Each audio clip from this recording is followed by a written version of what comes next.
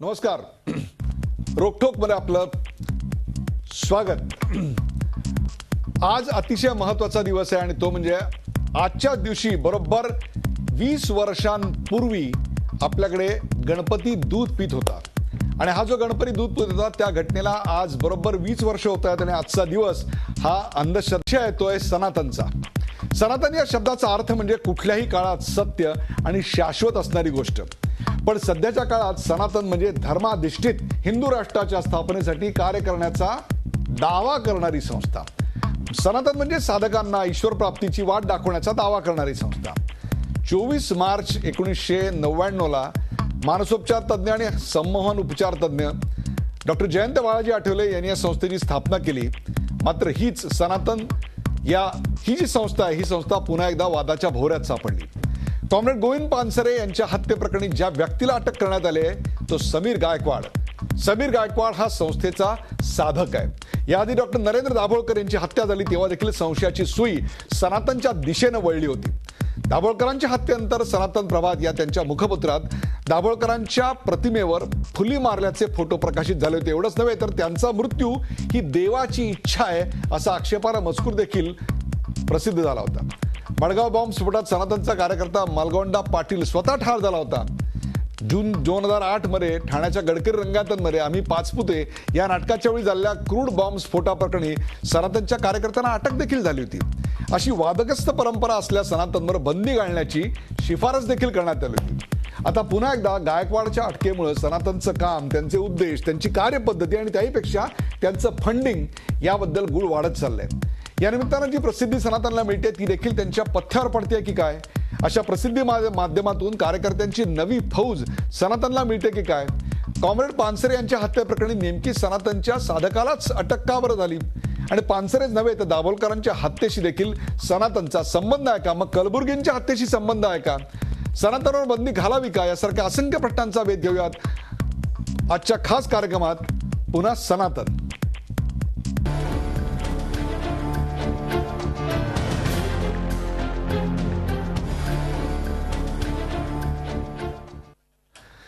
पुन्हा सनातन या कार्यक्रमात आज आपण आमंत्रित केलेले आहे ॲडव्होकेट संजीव पुनाळेकर. ॲडव्होकेट संजीव पुनाळेकर हे सनातन या संस्थेशी अत्यंत जवळून निगडीत आहेत. त्याचबरोबर गेले अनेक वर्ष त्यांच्या वकिलीचं काम किंवा त्यांचे कायदेशीर सल्लागार म्हणून ते काम बघतात. ॲडव्होकेट संजीव पुनाळेकर, आपल्या या कार्यक्रमात स्वागत.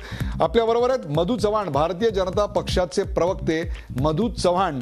सचिन सावंत, काँग्रेसचे प्रवक्ते सचिन सावंत हे देखील आहेत. मिलिंद मुरुगकर, सामाजिक प्रश्नांचे जाणकार, अभ्यासक आणि भाष्यकार मिलिंद मुरुगकर हे देखील आमच्या नाशिकच्या स्टुडिओमध्ये आहेत. आणि काही क्षणात गोविंद पानसरे यांच्या कन्या स्मिता पानसरे या अहमदनगर निवासी होऊन काही क्षणात आपल्या सोबत या कार्यक्रमात सामील होणार आहेत.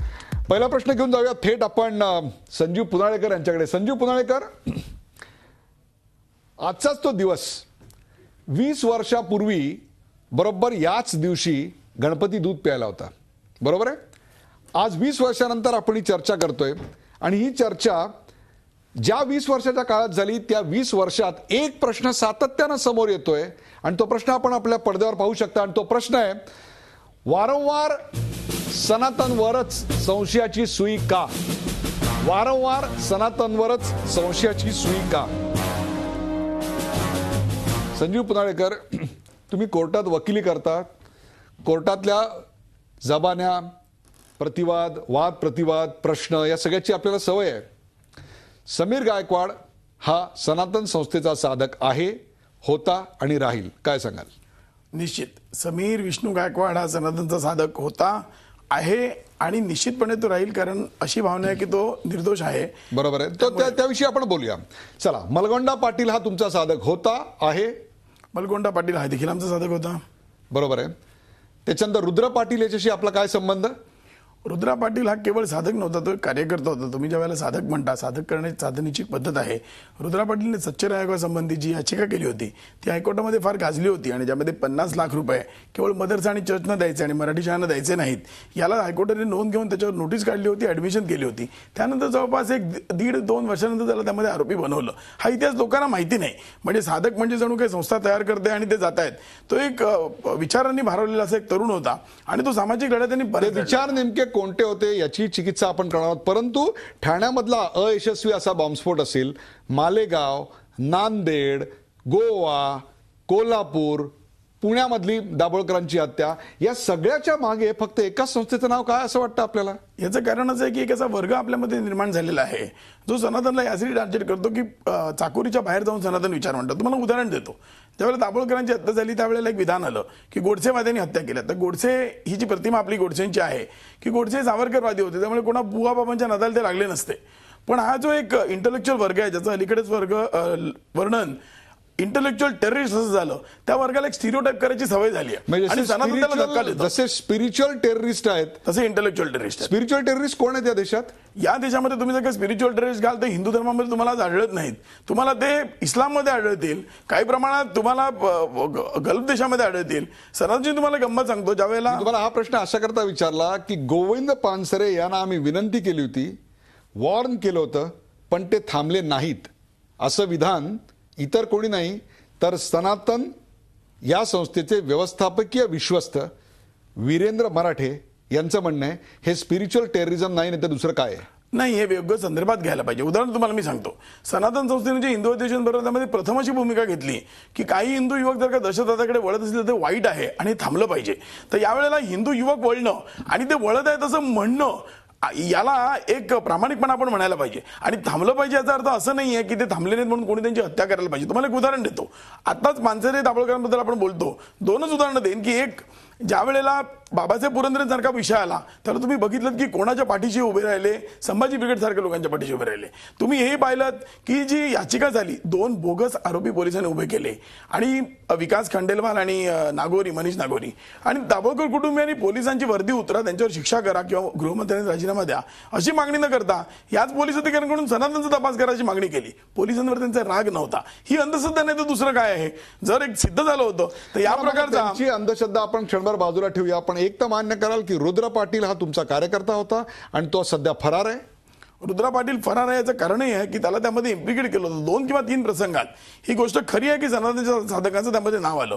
पण याचबरोबर ही गोष्ट खरी आहे, त्याच्यावरचे आरोप हे सामान्य घरफोडी किंवा अशा कुठले नसून प्रचंड मोठे, अत्यंत दहशतवादाशी मिळते जुळते असे आरोप त्याच्यावर करण्यात आले होते. हे सत्य आहे? नाही. त्यात गंमत तुम्हाला सांगतो. गोवा बॉम्बस्फोटात त्याचं नाव आरोपी म्हणून आलं. 122 साक्षीदार तपासून 6 साधकांना पकडलं होतं, निर्दोष सोडलं. 122 साक्षीदाराच्या एकाही साक्षीत रुद्राचं नाव आलं नाही. केवळ तो त्यांचा मित्र होता म्हणून त्याचं नाव गुंतवलं. आणि या केसमध्ये तो होता, ज्या प्रकारे त्याचा शोध घेतला, ज्या प्रकारे त्याचा फोन ट्रॅकिंगमध्ये होते, ज्या प्रकारे त्याला शोधत होते. आज सुद्धा ही जी हाईप केली जाते ती का केली जाते की त्यांना कसे घेऊन रुद्रा पाटील कुठं असेल तर त्याला मारायचं, पिटायचं, टॉर्चर करायचं. तुम्ही विचार करा, मालेगाव 2006 मध्ये मुसलमानांचे कबरी जबाब घेतले, तसा घेण्याचा विचार पोलिसांचा असेल तर रुद्रा पाटीलने का शरण यावं? तुम्ही त्याच्या दृष्टीने विचार करा की हे सुप्रीम कोर्टाचं ऑब्झर्वेशन आहे की रुद्र पाटील फरार आहे याचं तुम्ही एक प्रकारे समर्थन करताय. निश्चितपणे याच्याकडे या देशातल्या पोलिसांकडे विश्वास धरतच नाहीये. हे माझं नाहीये, सुप्रीम कोर्टाचं ऑब्झर्वेशन आहे. आता विचार करा, 122 साक्षीदारांनी रुद्राबद्दल ब्र काढला नाही, परंतु एनआयएच क्लोजर रिपोर्ट त्याला घाबरते कारण दाभोळकर पानसरे सारखी मंडळी होऊ देत नाहीत. हीच मंडळी मुसलमानांच्या मागे का लागतात? पुरोगाम्यांच्या दबावाखाली, सुधारणावादी विचारांच्या दबावाखाली, डाव्या विचारसरणीच्या, चळवळीतल्या लोकांच्या विचारसरणीच्या दबावाखाली आकसानं अशा प्रकारची कारवाई होते. मी तुम्हाला एकच उदाहरण सांगेन. आता कलबुर्गीच्या हत्येनंतर याच्या एशियाटिकच्या पायऱ्यांवर आंदोलन झालं. आनंद पटवर्धन, निखिल वागळे, त्याच्यानंतर कपिल पाटील ही मंडळी तिकडे होती. पोलीस त्यांच्या, मी स्वतः बघितलं, अक्षरशः हातापाय पडत होते. हेच आंदोलन मी केलं असतं तर आमच्या कार्यकर्त्यांची त्यांनी हाडं मोडली असती. म्हणजे हे एका प्रकारे सरकारचे जावई आहे, त्यांच्यावर सरकार कारवाई करत नाही, कोणाचंही सरकार असो असा आमचा दृष्टिकोन आहे. त्यामुळे यांची जी दहशत आहे, तुम्ही देखील सरकारचे जावईच होतात की तुमच्यावर बंदीची मागणी पृथ्वीराज चव्हाण यांनी केलेली होती, परंतु त्यावेळच्या तत्कालीन गृहमंत्र्यांनी प्रस्ताव पाठवलात पण मला फोन केला असतात तर बरं झालं असतं असं म्हणून तुमच्यावर कारवाई करणं टाळलं. म्हणजे एक प्रकारे तत्कालीन सरकारचे आपण जावईच होतात. त्या सरकार बरोबर आम्ही वारंवार ती याचिका सुनावणीला घ्यायला सांगत होतो. सरकार तयार नव्हतं. याचं कारण सरकारला न्यायालयाने काही प्रश्न विचारले होते. यांच्या बंदीचा प्रस्ताव पाठवताय, मग रजा अकादमीचं काय 2012 मध्ये विचारलं. त्याच्यानंतर बऱ्याच संघटनांविषयी सरकारकडे उत्तर नव्हतं, आबा पाटलांकडे उत्तर नव्हतं. तुम्हाला असं म्हणायचं की ठाण्यामध्ये जो बॉम्बस्फोट करण्यात आला होता त्या बॉम्बस्फोटाशी देखील तुमचा काही संबंध नव्हता? ठाणे बॉम्बस्फोटामध्ये जे कार्यकर्ते सापडले ते हिंदू जनजागृती समितीचे होते असा आरोप होता.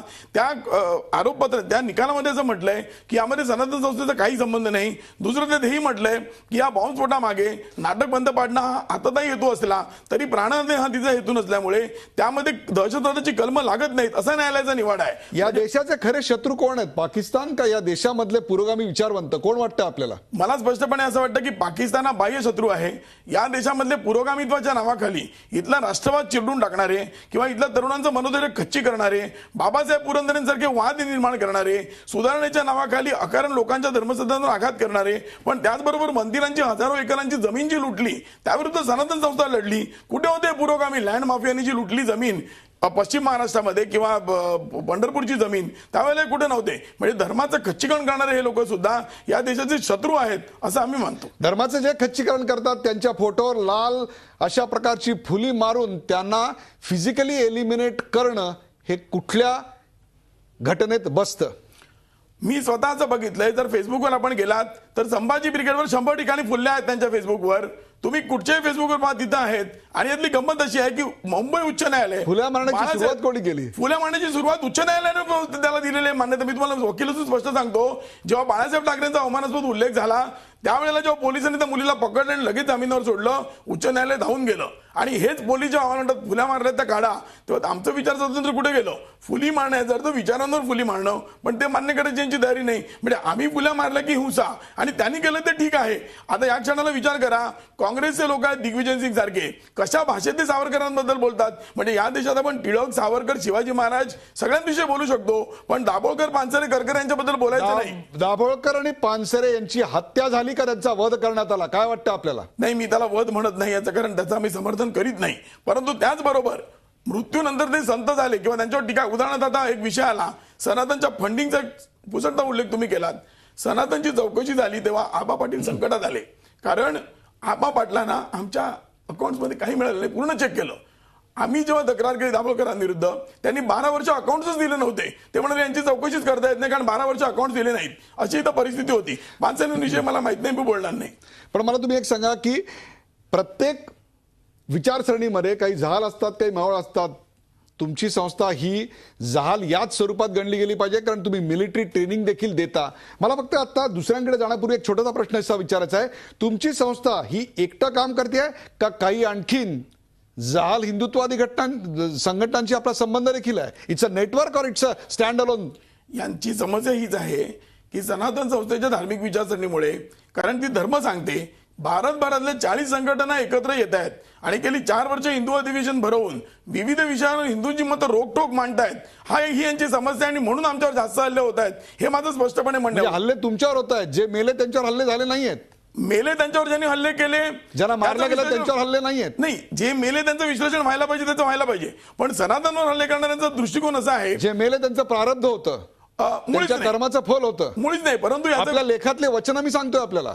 नाही, आपल्या संस्थेच्या लेखामधली दाभोळकर गेल्यानंतरचे जे उल्लेख होते ते उल्लेख मी आपल्याला सांगतोय. नाही, दाभोळकरांनी देखील तसे उल्लेख होते. दाभोळकर हयात असताना संस्थेवर बंदी घाला म्हणायचे आणि कुठचाही विषय अंधश्रद्धा निर्मूलन कायद्याचा आला की ते इतर विषय काढून बोलायचे. हा कुठचा विवेकाचा आवाज होता? आज ज्या वेळेला असं वाटतं की आता काही मला विचारलं की दाभोळकरांच्या मृत्यूला वध म्हणाल का, तर ते गैर ठरेल. तसं म्हणणं अजिबात गैर आहे. परंतु त्याचबरोबर कोणी मला म्हणालं आता निषेध करा, मी म्हणून याचा अर्थ काय तुम्ही मला जबरदस्ती करताय का? आपल्याबरोबर स्मिता पानसरे आहेत, त्यांना विचारूया. स्मिता पानसरे, आता आपण ऐकले आहेत की काय प्रकारचे विचार या ठिकाणी व्यक्त झाले आहेत. आज समीर गायकवाड याला चौकशी करता ताब्यात घेतलेलं आहे आणि रुद्र पाटील हा त्याचा मास्टर माइंड आहे अशा स्वरूपाची आता शोध यंत्रणांची जी पथकं आहेत त्यांची आता ही प्राथमिक स्वरूपातली माहिती आहे. काय मागणी आहे आपली या पार्श्वभूमीवर?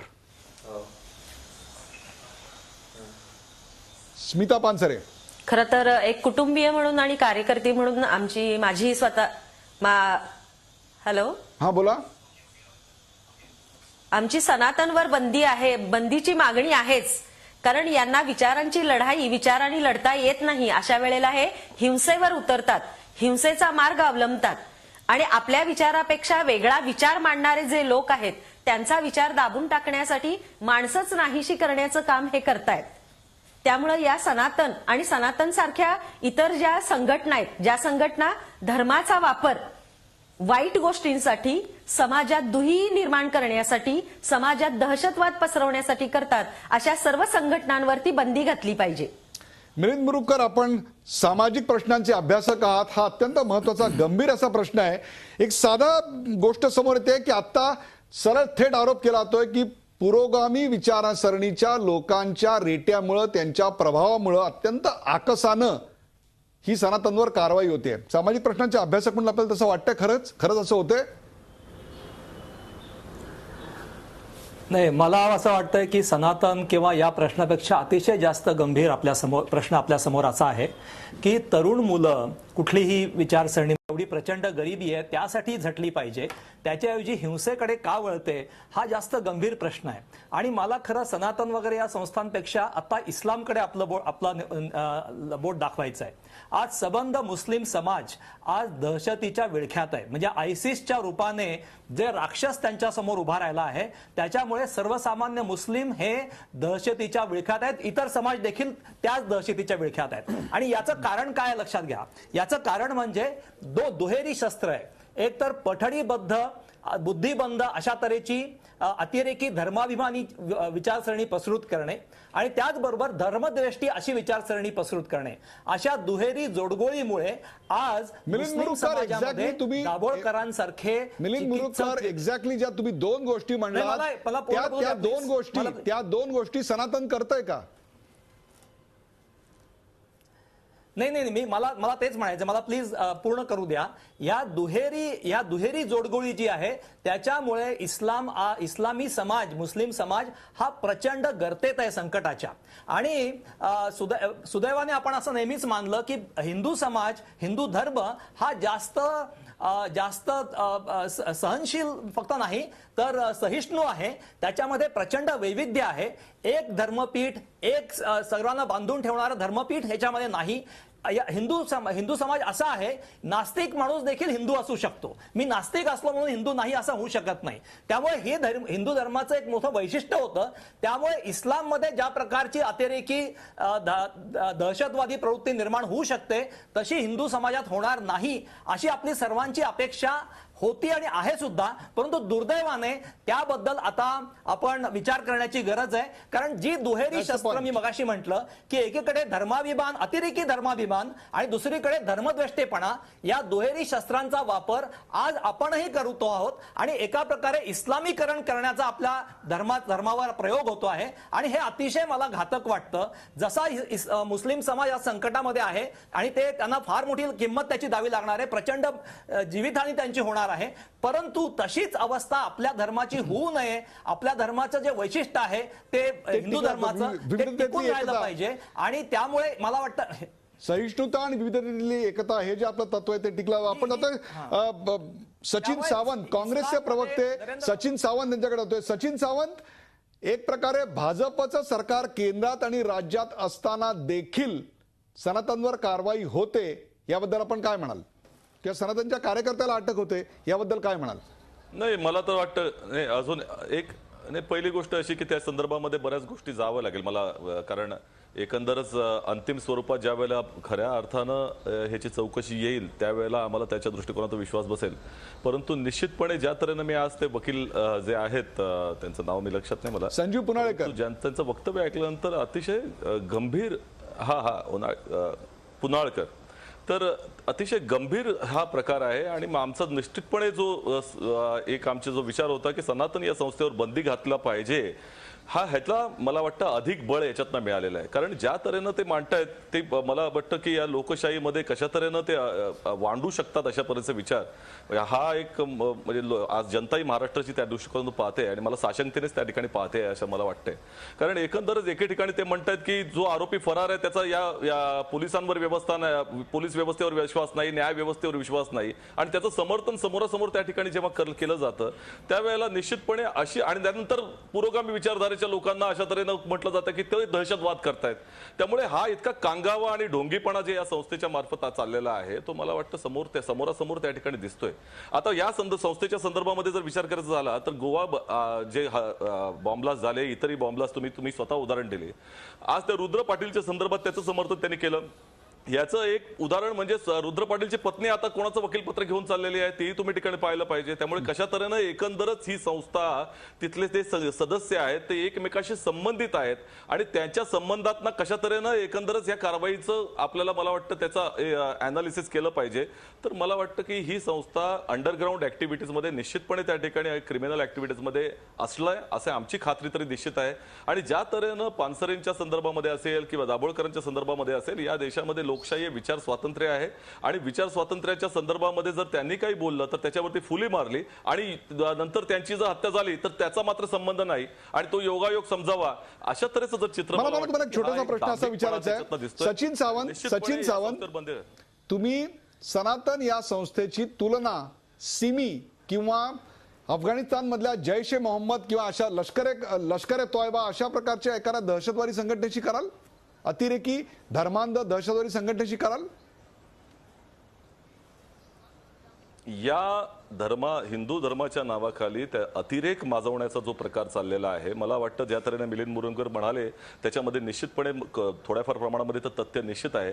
कारण इस्लामिक स्टेट्स हा जो एक प्रकार जो धर्मांधतेकडे आणि अतिरेकाकडे वळून घेऊन जाण्याचा जो प्रकार आहे त्याला आणि लोकांच्या मनामध्ये किंवा जनतेमध्ये एक प्रकारच्या युवकांमध्ये एक प्रकारची धर्मांधता भरून द्यायची. तर ज्या तऱ्हेनं आज रुद्र पाटील असेल किंवा समीर गायकवाड सर्व किंवा अशी जी मंडळी जो मलगोंडा पाटील आहे ज्याचे बॉम्ब त्याच्या स्कूटरमध्ये मिळाले यांना त्या विचारधारेमध्ये ढाळण्याचा जो प्रयत्न चाललेला आहे लोकशाहीमध्ये कठीण आहे. जर त्यांना या ठिकाणी जर अजूनही लिबर्टी मिळेल तर मला वाटतं अधिक अतिरेकी कारवाई संघटनेकडनं होऊ शकतील. मधु चव्हाण, पानसऱ्यांचा कट उलगडण्यासाठी जो एक पुरावा जो एक सुगावा जो एक सूत्र हातात यावं लागतं ते समीर गायकवाड याच्या रूपानं आज गृह मंत्रालयाच्या हातात आलं असं वाटतंय आपल्याला? मला असं वाटतंय की या ठिकाणी कुठल्याही प्रकारचा लोकशाही पुरोगामी असा शब्दच्छल न करता या दोन्ही पानसरे आणि दाभोळकर यांची हत्या झालेली निषेधार्ह आहे. त्याच्यामध्ये कोणाचं दुमत नाहीये. मुद्दा असा आहे की बंदीची भाषा करायला भारतीय जनता पार्टीचं शासन जे महाराष्ट्रामध्ये आहे न ते बंदी घालावी ह्या विचाराच्या विरोधात आहे किंवा बंदी घालू नये असंही ते म्हणत नाही, बंदी घालावी असंही त्या ठिकाणी ते म्हणत नाही. त्याचं कारण असं की आता पोलिसांनी सुमारे 2 कोटी फोन कॉल्स किंवा तशा तऱ्हेचं मोबाईलचे कॉल्स मधु चव्हाण गेले 2 दिवस आपण या सगळ्या बातम्या दाखवतोय. 2 कोटी फोन कॉल्स, अनेक गाड्यांचे नंबर, अनेक दुचाक्या, सगळं आपल्याला तुमचा प्रश्न माझा प्रश्न तुम्हाला डायरेक्ट असा आहे की खुनाचा तपास किंवा खुनाचा उलगडणा करण्यासाठी जो एक महत्वाचा सोर्स लागतो, जो एक सूत्र लागतं, जो एक सुगावा लागतो, जो एक पुरावा लागतो, तो पुरावा म्हणजे समीर गायकवाड हे या सरकारच्या हातात आले का आणि याला तुम्ही या सरकारचं यश म्हणाल का? या सरकारने त्या ठिकाणी समीर गायकवाडला संशयावरून पकडलेला आहे तर उगाचच कोणाला तरी आणून त्या ठिकाणी त्याच्यावर आरोपपत्र ठेवून त्याला पकडलेलं नाही. ज्या अर्थी त्या ठिकाणी हे दोन्ही महत्वाच्या व्यक्ती आहेत आणि कोणालाही आणून उभं करावं आणि त्या ठिकाणी न्यायालयासमोर ते टिकणार नाही हे न कळण्या इतकं हे सरकार किंवा त्याच्या यंत्रणा दूधखोळी नाहीये. मुद्दा फक्त त्याची चौकशी आता चालू आहे आणि त्याच्यामध्ये 2 भाग आहेत की आज सनातनचा कार्यकर्ता आहे तर त्यांनी व्यक्तिशः अतिरेकामुळे त्या ठिकाणी अतिरेकी कृत्य केलं आहे का जर पुरावे हातात आल्यानंतर सिद्ध झाल्यानंतर तो एक, किंवा ज्या संघटनेचा हा साधक आहे त्या संघटनेचा इन टोटो त्या संघटनेची हत्या करणं, हिंसा करणं आणि आपल्या विरोधामध्ये विचार मांडणाऱ्यांची हत्या घडवून त्यांना जगातून नष्ट करणं हे संघटनेचाच हेतू आहे का? हे दोन्ही गोष्टी त्या ठिकाणी वेगळ्या आहेत. ब्रेकवर जाण्यापूर्वी ब्रेकवर जाण्यापूर्वी अतिशय छोटासा प्रश्न आहे.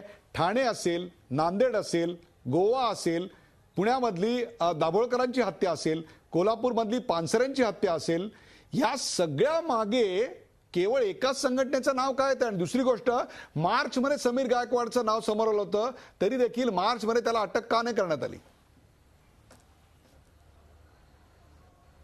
मार्चमध्ये अटक का करण्यात आली नाही हे सरकारच्या त्या ठिकाणी वेळोवेळी ज्यावेळेला संबंधित पोलीस अधिकाऱ्यांनी वर्तमान प्रेस घेतली, ज्यावेळेला पीसी घेतली त्यावेळेला सांगितलेलं आहे की आम्ही त्याचं त्या ठिकाणी, कारण ह्या दोन गोष्टी पोलीस बघत असतात. एखाद्या साध्या मारामारीतून कोणाचा खून होणं, 302 वगैरे होणं एक वेगळी गोष्ट असते, आणि एखाद्या विचारवंताचा, तो कोणत्याही विचारधारेचा विचारवंत असेल त्याचा त्या ठिकाणी अशा तऱ्हेचं त्या ठिकाणी हत्या होणं, निषेधार्ह हत्या होणं याच्यात फरक आहे.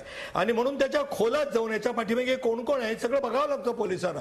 एखाद्याबद्दल संशय आला की लगेच पकडला आणि न्यायालयासमोर उभा केला, ब्रेकवर त्या ठिकाणी सगळा खेळ मांडलेला उधळून जाऊ शकतो. ब्रेकवर जाण्यापूर्वी स्मिता पानसरे छोटासा प्रश्न आहे. उदयजी. हा बोला सचिन सावंत बोला. सचिन सावंत. नाही, पहिली गोष्ट मी मगाशी जेव्हा म्हणालो की या सरकारच्या प्रामाणिकतेबद्दल आता सर्टिफिकेट देण्याची काही आवश्यकता नाही, कारण निश्चित काळ ठरवेल. याचं कारण असं की असाही त्या दृष्टिकोनातून विचार केला जाऊ शकतो की गेले 8-10 दिवस कर्नाटकाची पोलीस त्या ठिकाणी ठाण मांडून सांगली आणि त्या सर्व परिसरामध्ये, कोल्हापूर परिसरामध्ये त्याचा शोध घेत आहेत. त्यांच्याकडे फार ठोस सबूत त्या ठिकाणी आलेले जे आहेत तशीही माहिती त्या ठिकाणी मिळते की या तिन्ही घटना ज्या आहेत, कालबुर्गी आहेत किंवा दाभोळकर, पानसरे यांच्या मागे एकच संघटना त्या ठिकाणी आहे. आणि त्या दृष्टिकोनातून त्या समीर गायकवाड किंवा या संदर्भामध्ये जर ते पोहोचले तर मला असं वाटतं की महाराष्ट्राच्या एक पोलीस व्यवस्थेची नाचक्की होऊ शकते किंवा गव्हर्नमेंटची नाचक्की होऊ शकते. हाही दृष्टिकोन त्याच्या अटकेमागे असावा, कारण या अगोदर त्यांना सोडलं असेल. परंतु हे मला वाटतं की अधिक जवळ म्हणजे आम्ही अंतिम त्याचं कन्क्लुजन तेव्हाच होऊ शकेल की प्रामाणिकपणे जर या सरकारनं खऱ्या अर्थानं त्याचा जो सुगावा त्यांना जो मिळालेला आहे किंवा त्या दृष्टिकोनातून ते दावा करतायत तर त्याचं इन्व्हेस्टिगेशन केलं तर त्या दृष्टिकोनातून आम्हाला सांगता येईल. आताच काही सांगणं मला वाटत नाही की लगेच सर्टिफिकेट देण्यायोग्य हे सरकार आहे, कारण या सगळ्या संस्थांना निश्चितपणे केंद्रामध्ये मोदी आणि राज्यामध्ये सरकार आल्यानंतर, भाजपचं सरकार आल्यानंतर आपलं सरकार आलेलं आहे, आपण काही करू शकतो अशी भावना निश्चितपणे त्या ठिकाणी निर्माण झाली. आपलं सरकार आलेलं आहे आणि आपण काही करू शकतो अशा प्रकारची भावना आहे. परंतु काँग्रेसचं सरकार जेव्हा राज्यात आणि केंद्रात होतं तेव्हा बंदीच्या मागणीचं नेमकं काय झालं आणि आता सनातनच्या बंदीची मागणी कितपत योग्य आहे? एका ब्रेक नंतर चर्चा करूया. कुठे जाऊ नका, पाहत राहा झी 24 तास. आपण पाहताय पुन्हा सनातनी.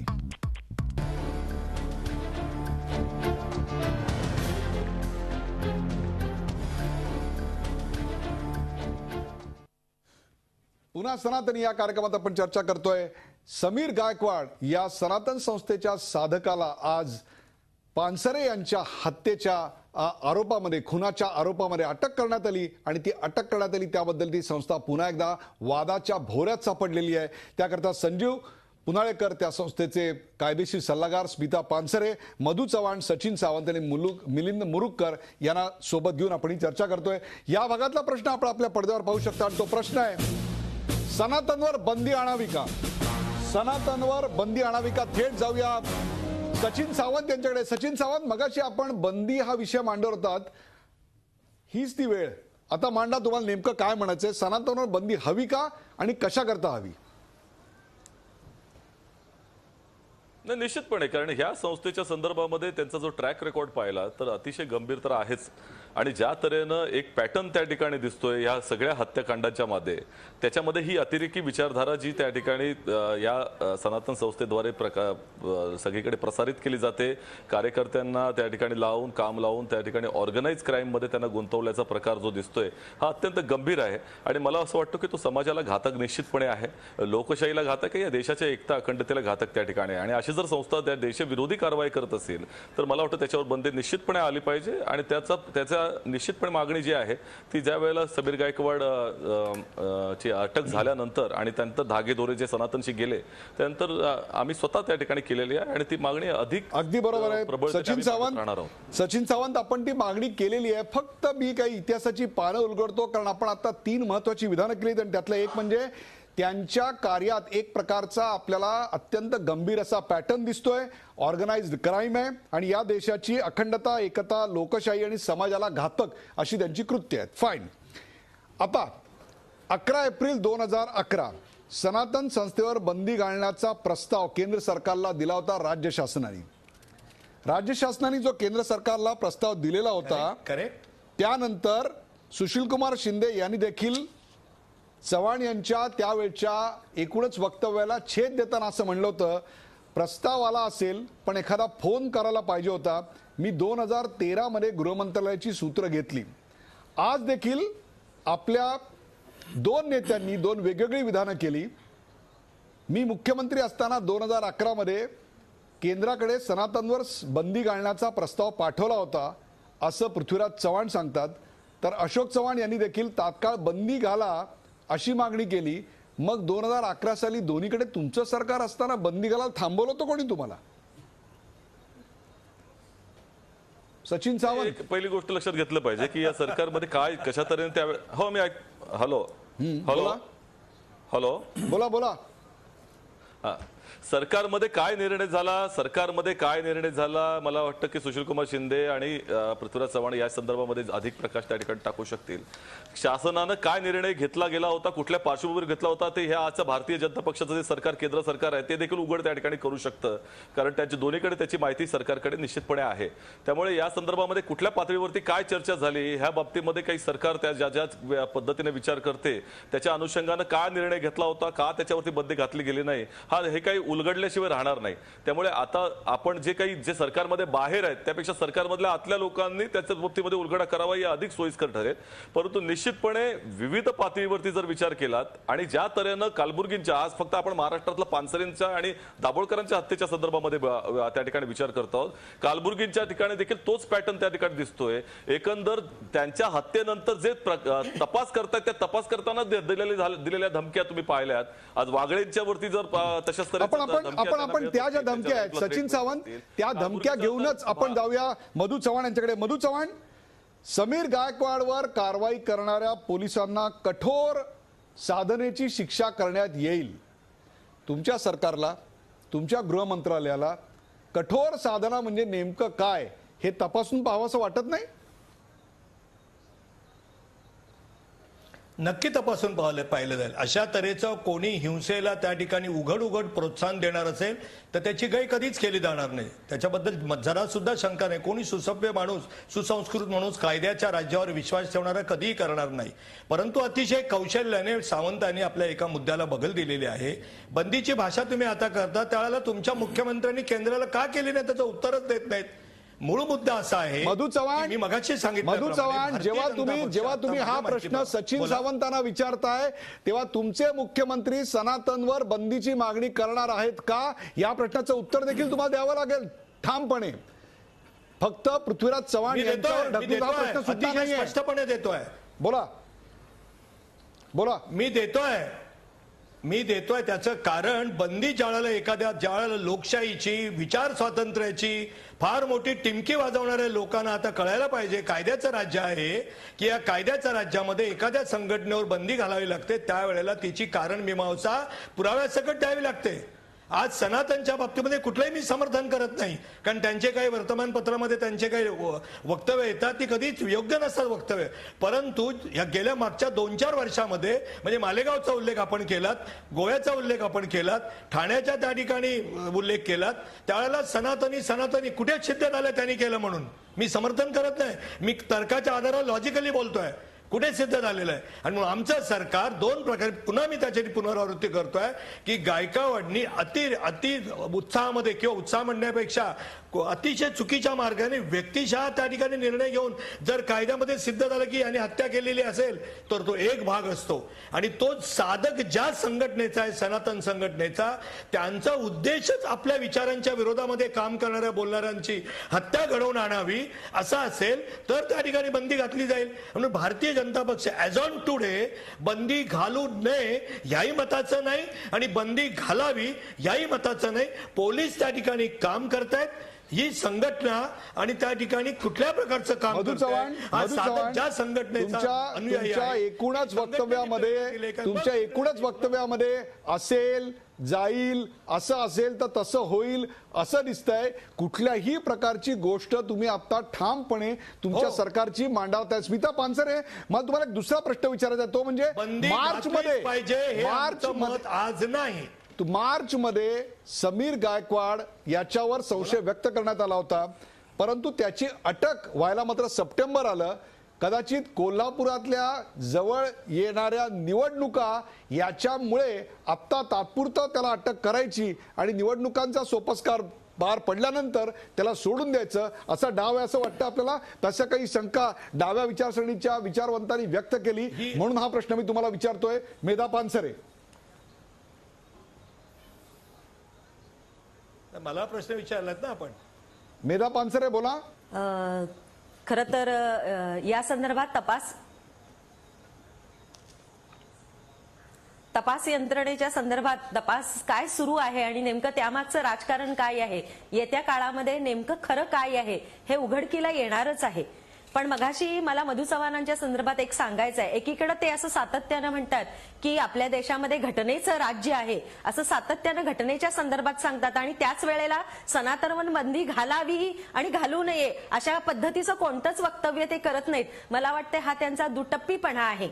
खरं तर समीर गायकवाड आणि रुद्र पाटील यांना जेव्हा आता अटक केलेली आहे आणि आपल्या सगळ्यांच्या समोर असं आलेलं आहे की हे सनातनचे साधक आहेत आणि कार्यकर्ते म्हणून काम करताना दिसत आहेत, यांच्यावर तर बंदी घातलीच पाहिजे, सनातनवर बंदी घातलीच पाहिजे. पण यांचं समर्थन करणारे, यांना पाठीशी घालणारे जे कोणी आहेत, जे घटनेचं राज्य मान्य करणारे आहेत पण घटनेच्या विरोधात वागतात, कारण गुन्हेगारांना पाठीशी घालणं हे घटनेच्या विरोधी काम आहे, आणि असे जे कोणी सगळे आहेत मला वाटतं या सगळ्यांच्यावरती पण बंदी घालायला पाहिजे, त्यांच्यावरती पण गुन्हे दाखल करायला पाहिजेत. ही एक महत्वाची गोष्ट आहे. स्मिता पानसरे, मला आपल्या सगळ्यांचं लक्ष वेधायचं आहे. बोला बोला. सनातन संघटना आहे ही बहुजनांची जी मुलं आहेत, अल्पशिक्षित आहेत.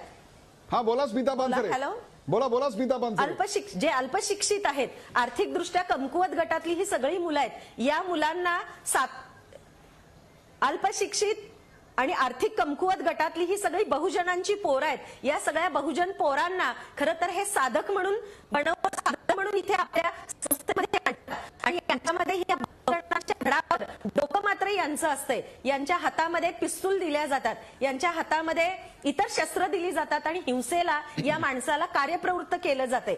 अल्पशिक्षित असल्यामुळं धर्माच्या संदर्भातले आणि धर्मभोळे आणि देवभोळे असल्यामुळं धर्माच्या देवाच्या संदर्भात ही माणसं चिकित्साच करत नाहीत. त्यामुळे हे जे सनातनवाले त्यांना सांगतात तेच सगळं काही खरं म्हणून हे नुसते पिस्तूल रोखायला आणि या विचारांचे ते जो विचार मांडतायत सातत्यानं धर्मांध जातीयवादी प्रसार करणारी माणसं, जी देवाच्या आणि धर्माच्या नावाखाली जो विचार मांडतात तोच विचार काय तो खरा, आणि त्याला विरोध करणारा जो विचार आहे तो विचार चुकीचा, आणि मग असे विचार मांडणारे जे आहेत त्यांना संपून टाकावं असं सातत्यानं या बहुजनांच्या मुलांना सांगितलं जातं, आणि त्यांच्या हातामध्ये शस्त्र देऊन हिंसा करायला, दहशतवाद करायला, पसरवायला ही सगळेजण त्यांना प्रवृत्त करतात. आणि म्हणून मला वाटतंय की सनातनवर तर बंदी घालायलाच पाहिजे, पण धर्माचा, देवाचा वापर करून जे समाजात दुही पसरवतात आणि बहुजन जे आहेत हिंदू त्यांच्या मुलांचा वापर करून त्यांची माथी भडकवण्याचं काम जे करतात, हिंसेला प्रवृत्त करणारे जे कोणी आहेत, अशा सगळ्या धर्मांध संघटनांच्या वरती पण बंदी घालायला पाहिजे असं मला वाटतं. मला स्मिताताई तुम्हाला दुसरा एक प्रश्न असा विचारायचा आहे की हे सगळं घडत असताना कुठेतरी पुरोगामी शक्ती या देशात दुबळ्या होत जातात, त्यांच्या विचारांचा प्रभाव समाजावरचा कमी होतोय, म्हणून सनातन सारखे एक प्रकारची टोकाची विचारसरणी असणारी अशा प्रकारची संस्था इथे अधिक जोरकसपणे पुढे येताना दिसते. एक प्रकारे हा ज्यांचा विजय आहे असं म्हणण्यापेक्षा हा पुरोगामी चळवळीचाच एक प्रकारे पराभव असं नाही वाटत आपल्याला?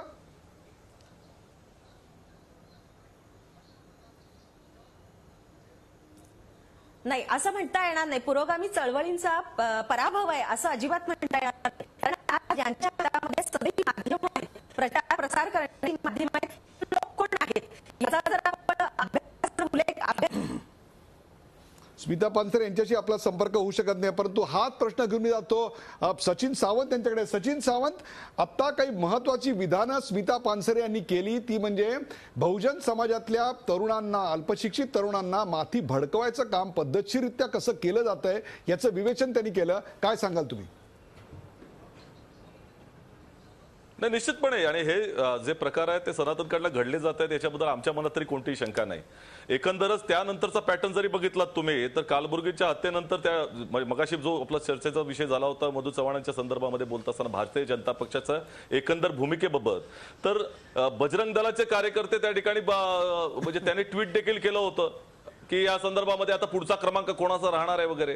त्यामुळे या सर्व संघटना कुठल्या तरी अतिरेकी विचारधारेच्या माध्यमातूनच काम केलं जाते आणि त्याच्या मागे एक ऑर्गनाइज फोर्स आहे, हे काही नाकारता येणार नाही. अनेक ठिकाणी अशा तऱ्हेची भूमिका जिथे वागळेंना तुम्ही जर त्या धमकी देत असाल तिथे त्या ठिकाणी भगवान जे म्हैसूर विद्यापीठाचे प्राचार्य आहेत त्यांनाही धमक्या दिल्या जात आहेत. आणि त्यानंतर एकंदरच ह्या सगळ्या बाबतीमध्ये ज्या तऱ्हेनं आता पानसरेताई म्हणाल्या की या मागे निश्चितपणे पुरोगामी विचारधारेच्या जे पुरस्कर्ते आहेत त्यांना आपण कशा तऱ्हेनं प्रतिगामी शक्तींना विजयी आपण आहोत हा विचार कशा तऱ्हेनं त्याचा प्रभावी करू शकतो. त्यामुळे ह्या वेगवेगळ्या पातळीवरती अशा तऱ्हेचे ऑर्गनाइज पद्धतीनं ह्या गोष्टी घडवल्या गेल्या जात आहेत. त्यामुळे निश्चितपणे हा जो पानसरेंची किंवा दाभोळकरांची किंवा कालबुर्गीची हत्या जी आहे ती पुरोगामी विचारधारेच्या पुरस्कर्त्यांमध्ये दहशत सचिन सावंत तुमचं हे सगळं वक्तव्य आहे, तुमचं हे जे सगळं वक्तव्य हे सगळं प्रतिपादन आहे हे 2011 साली एप्रिलमध्ये जेव्हा तुमच्या मुख्यमंत्र्यांनी बंदीची मागणी केली होती तेव्हा कुठे गेलेलं होतं हा खरा सवाल आहे. परंतु तोच तर प्रश्न मधू चव्हाण तुम्हाला देखील आहे. मधू चव्हाण आज शिवसेनेच्या मुखपत्रामध्ये सामनामध्ये त्यांनी अतिशय स्पष्टपणे सनातनच्या बाजूची भूमिका घेतलेली आहे. सनातनला टार्गेट करू नका अशी भूमिका घेतलेली आहे. त्यांनी की तुमच्यासारखी नरोवा कुंजरोवा किंवा बुडला तर बेडूक आणि उडला तर पक्षी, गाजराची पुंगी मोडली तर मोडली नाही तर वाजवून खाल्ली अशा प्रकारची काही भूमिका घेतलेली नाही आहे. तुम्ही स्पष्टपणे आज भूमिका का मांडत नाही की सनातनवर बंदी घालणार नाही, सनातनवर बंदी घालण्याचा प्रश्नच नाही किंवा सनातनवर बंदी घालणार आहात. तुम्ही ठामपणे बोलत का नाही आज? असेल जाईल बघू करू त्यानंतर जे होईल ते करू अशी विधानं का करताय मधू चव्हाण? उदयजी तुम्ही अतिशय स्पष्टपणे मला विचारले, तेवढ्याच स्पष्टपणे मी सांगतोय. केवळ सावंतांना किंवा त्यांच्या घरामधली व्यक्ती गेल्यानंतर पानसरे ताईंना जो त्या ठिकाणी उद्वेग आहे त्या भावनांची मी सहमत आहे त्यांच्या उद्वेगाशी. परंतु त्या ठिकाणी जो तुम्ही प्रश्न विचारला त्याची मी पुनरावृत्ती करतो. एखाद्या संघटनेवर बंदी घालायचं सरकार आहे तर अस्तित्वात, विरोधी पक्षामध्ये आम्ही नाही आहोत. कोर्टामध्ये ती बंदी टिकायला हवी. ज्या वेळेला मी पुन्हा आपल्याला सांगतोय की एखाद्या संघटनेवर बंदी घालायची असते त्यावेळेला ती संघटना देशविघातक काम करते आहे, समाजामध्ये दुही निर्माण करते आहे, हिंसेला प्रोत्साहन देते आहे, हत्या करण्याला प्रोत्साहन प्रेरणा देते आहे. अशा तऱ्हेचा सर्वंकष पुरावा गोळा करून ऐका माझं पुरावा गोळा केल्यावर ते काम आता पोलीस करतायत. माझा ऐका ना, माझा ऐका, एक मिनिट ऐका प्लीज. आणि तो पुरावा हातात आल्यानंतरच बंदी घातली जाईल. कोणी असं मुख्यमंत्री असं म्हणतील काय? नाही सनातनवर आम्ही उद्या बंदी घालणार, ते मुख्यमंत्री आहेत. बोला सचिन सावंत. ऐका ताई सचिन सावंत बोला. सावंत ऐका. हो ऐका, तुमचं सरकार होतं त्यावेळेला तुमच्याकडे सगळे पुरावे होते ना, का बंदी घातली नाही? नाही सावंत तुम्ही प्रश्न विचारा, मी उत्तर देतो. थांबा प्लीज. माझं एक वाक्य ऐका ताई.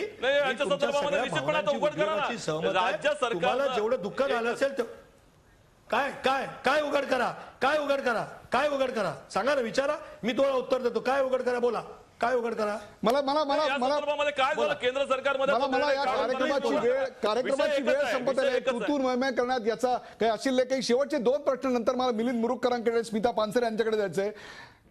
आम्ही म्हणतो तेच खरं आणि आमच्या विरोधात जे असतील त्यांचं अस्तित्वच राहता कामा नये या विचारसरणीवर आपली ठाम श्रद्धा आहे. उदय, ते सांगण्यापूर्वी मला 2 फक्त वाक्य बोलू द्या. या ठिकाणी बरीच माहिती आलेली नाहीये. प्रस्ताव पाठवले, प्रस्ताव गेले. मी काही माहिती सचिन सावंत आणि मधू चव्हाण दोघांनाही देऊ इच्छितो. सरकार आधी सावंतांचं होतं, आता चव्हाणांचं आहे. मी सांगतो त्या प्रस्ताव सुद्धा बघा. ज्या वेळेला पानसरे एक पुस्तक विकत होते आणि त्याचा प्रसार करत होते, हू किल्ड करकरे, त्यावेळेला एनआयच्या अधिकाऱ्यांनी महाराष्ट्र सरकारला एक प्रस्ताव पाठवला होता. त्यामध्ये असं म्हटलं होतं की आमच्या संशोधनार्थी असं आढळून आलेलं आहे की कामा इस्पितळातला अतिरेकी मराठी बोलत होता, पण तो पुण्याचा ब्राह्मण नसून जालना परभणीचा मुस्लिम युवक आहे आणि पानसरे त्याची दिशाभूल करत, त्याची चौकशी करा. त्या प्रस्तावाचं काय झालं?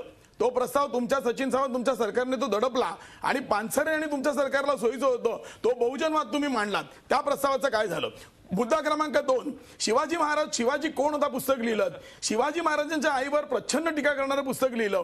तुम्हाला वकील मिळत नव्हते, वकिलांचे 40 प्रस्ताव तुमच्याकडे आले. सोली, सोराबजी, फाली, नरिमन ते सगळे फेटाळले. ते का फेटाळून 40,000चा वकील केलात आणि मालेगाव प्रकरणात 1.5 कोटीचा वकील केलात हे पण एकदा लोकांना सांगा. म्हणजे पानसरे काय सांगत होते तुम्हाला कळेल. आणि रजा अकॅडमी, शेवटचा मुद्दा होते. रजा अकॅडमीने महिलांचे कपडे काढले, मीडियाची व्हॅन जाळली. त्याच्या अगोदर भिवंडीच्या दंगलीत 2 दलित शिपायांना त्यांना चेचून डोळे काढून लिंग तोडून त्यांचे कान फोडून त्यांना मारलं, त्याचा काही प्रस्ताव पाठवलात का? मला तुम्ही का नाही सांगा, पाठवला? अकबर म्हणजे उद्दीन ओवैसी असं म्हणाले 15 मिनिटं या सरकारचं पोलीस दूर करा, मिलिटरी दूर करा, मग मी दाखवतो. ईट का जवाब पत्थर. म्हणजे अकबर उद्दीन ओवैसी यांची जी संघटना आहे MIM तशीच तुमची संघटना आहे? अजिबात नाही. उलट आमच्या संघटनेमध्ये तिथे बाल आश्रम आहे, तिकडे बटूंसाठी तिकडे वेद पाठशाळा ज्या आहे, ठिकाणी महिला बाल आहेत. आश्रम आहे, यांची जी तुलना आहे ज्या ती चुकीची आहे. ठिकाणी बाल आश्रम आहे, ज्या ठिकाणी बटूंचा आश्रम आहे, त्या संघटनेला मिलिटरी ट्रेनिंगची गरज काय? नाही, मिलिटरी ट्रेनिंग आहे, स्वसंरक्षणाचं ट्रेनिंग आहे. अहो, या काँग्रेसवाल्यांनी दाखवलं आहे. स्वसंरक्षणासाठी जी शस्त्रास्त्र लागतात त्यांचे परवाने आहेत तुमच्याकडे? नाही, त्याचे परवाने घेऊनच आम्ही लोकांना शिकवतो. तुम्हाला स्पष्ट सांगतो, लाठी अशा प्रकारचं ट्रेनिंग देताना स्थानिक पोलिसांची परवानगी घ्यायला लागते. अशा परमिशन लाठी काठी आणि नान चाकू याचं आम्ही शिक्षण देतो. कोणालाही बंदुकीचं शिक्षण दिलेलं नाही. आश्रमात तुमच्या विरोधात जर मत मांडलं तर ते स्वीकारायची तुमची शांतपणे तयारी असते. विचारांचा प्रतिकार हा विचारांनीच करायचा असतो, यावर आपली श्रद्धा आहे. विचारांचा प्रतिकार निश्चितपणे विचारांनीच करायचा, याच्यावर आमची श्रद्धा आहे. फक्त आमचे विचार सचिन सावंतांसारखं सरकार ऐकूनच घेत नाही, ही आमची समस्या आहे. आणि मग त्यांचं सरकार ऐकून घेत नाही, पण किमान आत्ताचं सरकार तर भाजपचं तुमच्या मैत्रीचं सरकार आहे असं वाटतं यासाठी आपल्याला? भाजप सरकारकडे काही मागण्या केल्या त्याने आत्ताच्या भानगडी सांगितलं, रजा अकॅडमीची भानगड किंवा ती अगोदर NIAच्या तपासाची, जे मुस्लिम युवक त्यामध्ये होते आणि बांसरे त्याविषयी खोटा प्रचार करत होते, त्याविषयी आमच्या मधु चव्हाणांकडे मागण्या आम्ही करू आणि ते केलेल्या आहेत. मुख्यमंत्र्यांना पत्र आम्ही लिहिलेली आहेत, आम्ही सादर करायला तयार आहोत. मला स्मिता पानसरे यांना एक प्रश्न विचारायचा आहे, अत्यंत छोटा प्रश्न. स्मिता पानसरे, भाजपचं सरकार राज्यात आणि केंद्रात आल्यानंतर एक प्रकारे अशा प्रकारच्या शक्तींची ताकद वाढली असं बोललं जात आहे. आपलंही तसंच निरीक्षण आहे का आणि त्याची कारणं काय आहेत?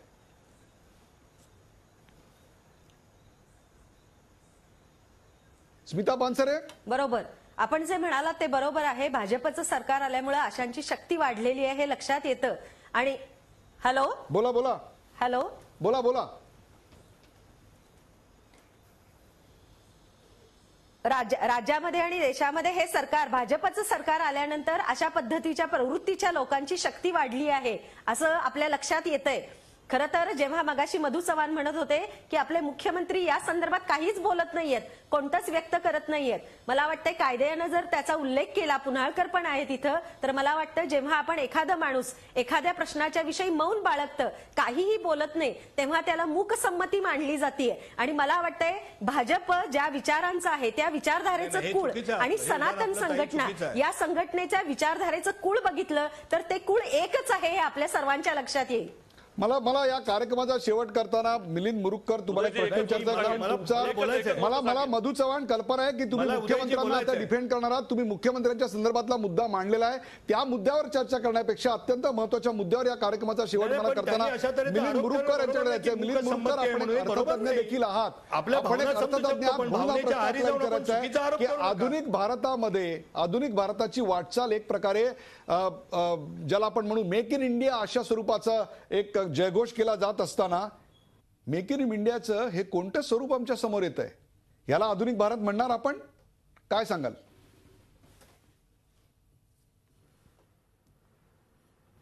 मला विचारलंय? नाही, हो, यस, मिलिंद मुरुगकर. हे बरोबर. मला असं वाटतं नाही, मला असं वाटतं की आपल्या चर्चेचा विषय सनातनवरच्या बंदीचा होता, पण आपण योग्य प्रश्न शेवटी उपस्थित केलात की जास्त गंभीर आपल्या समोरची समस्या अशी आहे की आपले तरुण अशा तऱ्हेच्या कोणत्याही अतिरेकी विचाराकडे वळणार कसे नाही त्याची आपण खबरदारी कशी घेणार आहोत. आणि म्हणून मी म्हटलं की मगाशी इस्लामी राष्ट्रात होणाऱ्या दहशतवादाचा आणि याचा मी उल्लेख केला की कशा प्रकारे अतिरेकी विचार पसरवले जातात. मुलांना संस्कृतीकरणाच्या नावाखाली, सांस्कृतिक संगोपनाच्या नावाखाली त्याची राष्ट्रवादाशी जोड घेतली जाते. आणि एकीकडे तुम्ही अत्यंत मिलिटंट अशा ऑर्गनायझेशन्स पहा, त्याचबरोबर तथाकथित संस्कृती रक्षक अशाही ऑर्गनायझेशन लहान मुलांवर संस्काराच्या नावाखाली त्यांची माथी फिरवत असतात. धर्मद्वेष्टा आणि अतिरेकी धर्मवाद याचा एक त्यांना संगोपन दिलं जातं लहानपणापासून. ही जी तरुण मुलं आहेत कोणातरी हत्या करायला प्रवृत्त होतात, याचं कारण लहानपणापासून हे तथाकथित संस्कृती किंवा धर्मद्वेष्टेपणा किंवा अतिरेकी धर्मवाद हा त्यांच्यामध्ये बिंबवला जातो. आणि ही अत्यंत दुर्दैवाची गोष्ट आहे. आणि हिंदू समाज ज्याला बळी पडणार नाही असं वाटत होतं, याचं कारण आपल्यातली जी समावेशकता होती, पण ते आपली जी समावेशकता, सहिष्णुता ह्याचंच खच्चीकरण आणि आपणही तसेच एककंद्री अशा धर्माकडे वाटचाल करावी अशा वाटणाऱ्या प्रवृत्तींच्या हातात जर आपला धर्म गेला तर ही अत्यंत दुर्दैवाची गोष्ट ठरेल. आपल्या समोरचा प्रश्न भयंकर मोठे आहेत, गरिबी आहे आपल्याला, आणि या पलीकडे आपण जर अशा प्रकारच्या धर्मचिकित्सा करणाऱ्या विरोधी विचारसरणीच्या बळी इस्लाम सारखा आपणही पडलो तर हे अत्यंत दुर्दैवाची गोष्ट होईल. बरोबर आहे प्रेक्षक, एखाद्या देशावर किंवा त्यातल्या नागरिकांवर हल्ला झाला तर तो दहशतवादी हल्ला मानला जातो, परंतु देशातल्या लोकांच्या विचारांवर होणारा हल्ला हा देखील एक प्रकारचा दहशतवादच समजला पाहिजे. भारत हा खरं तर विविधतेने नटलेला देश आहे. आपल्या समाजात अनेक प्रकारचे धर्म आहेत, वेगवेगळ्या चालीरीती आहेत, पंथ आहेत, भाषा आहेत, वेगवेगळे विचार प्रवाह आहेत. ही सगळी विविधतेतील एकता हीच आपली खरी श्रीमंती आहे. परंतु हे सगळं संपवून भारताला एकाच रंगात रंगवून टाकणं योग्य आहे का? तसेच प्रयत्न होत आहेत का? यालाच आपण मेक इन इंडिया म्हणणार आहोत का? खरं तर भारत हे घटनेनुसार एक धर्मनिरपेक्ष राष्ट्र आहे आणि ते तसंच राहणं गरजेचं आहे. धर्मनिरपेक्ष राष्ट्राऐवजी भारताला धर्मावर आधारलेलं राष्ट्र बनवण्याचे प्रयत्न जर होत असतील तर ते आपल्या एकात्मतेसाठी अत्यंत धोक्याचे आहे. विविधतेमधली एकता हीच तर खरी या राष्ट्राची ताकद आहे. आज आपण जी चर्चा केली तो दिवस आहे 21 सप्टेंबर. बरोबर 20 वर्षापूर्वी म्हणजेच 21 सप्टेंबर 1995 या देशात किंवा महाराष्ट्रात किंवा मुंबईत मुख्यमंत्र्यांकडे देखील गणपती दूध प्यायला लागला होता किंवा तशी अफवा पसरली होती. हा दिवस आता चमत्कार सत्यशोधन दिन असा किंवा जागतिक अंधश्रद्धा निर्मूलन दिन म्हणून देखील पाळला जातो.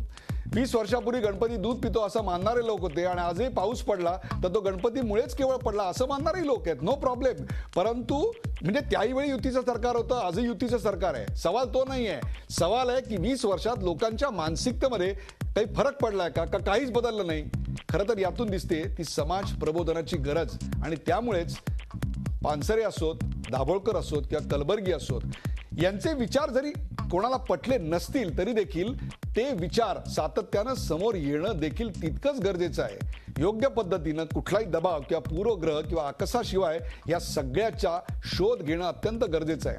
या देशामध्ये पुरोगामी, प्रतिगामी, हिंदुत्ववादी विरोधी, साम्यवादी, अगदी भांडवलशाही आणि भांडवलशाही विरोधी अशा सर्व वर्गांच्या, गटांच्या, मतप्रवाहांच्या भांडणात या हत्यांचा तपास भरकटता कामा नये. पोलीस यंत्रणांना खुलेपणानं कुठल्याही दबावाशिवाय आपलं काम करून द्यावं आणि पोलिसांनी देखील सबळ पुराव्याच्या आधारे न्यायालयासमोर सत्य तेच मांडावं. न्यायालयानं न्याय करावा आणि तो लवकर करावा एवढीच अपेक्षा आहे. वैचारिक स्वातंत्र्य जपतानाच सामाजिक सलोखा देखील जपला पाहिजे. त्यामुळे या तिन्ही हत्यांचा तपास लवकरात लवकर पूर्ण होणं हीच खरी या आजच्या दिवसाची एक प्रकारे सांगता मांडता येईल. या चर्चेत सहभागी झाल्याबद्दल सर्व मान्यवरांचे आभार. ताज्या बातम्यांसाठी पाहत राहा झी 24 तास. रहा एक पाऊल पुढे.